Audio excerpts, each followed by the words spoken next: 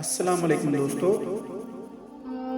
آج کے ایپیسوڈ میں ہم حضرت عمر فاروق رضی اللہ تعالی عنہ کے عدل کا ایک ایسا واقعہ دیکھیں گے جہاں خلیفہ ہونے کے باوجود انہوں نے اپنی ذاتی ذمہ داری کا پورا حساب دیا۔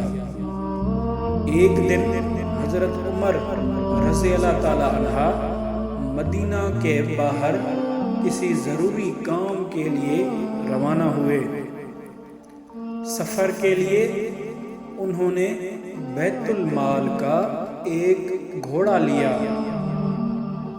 یہ گھوڑا سرکاری امانت تھا اور حضرت عمر رضی اللہ تعالی عنہ اس بات کو خوب جانتے تھے۔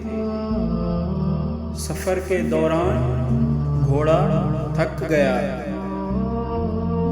واپس آنے پر محسوس ہوا کہ گھوڑا پہلے جیسا نہیں رہا۔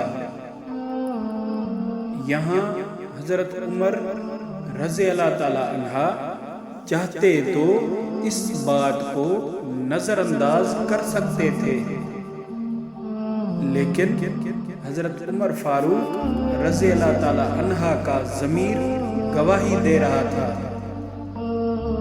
یہ گھوڑا بیت المال کا تھا۔ اس نقصان کا جواب مجھے اللہ کو دینا ہوگا۔ حضرت عمر فاروق رضی اللہ تعالی عنہ نے فوراً فیصلہ کیا کہ گھوڑے کی قیمت لگائی گئی۔ جو قیمت کم ہوئی وہ حضرت عمر فاروق رضی اللہ تعالی عنہ نے اپنی طرف سے ادا کی۔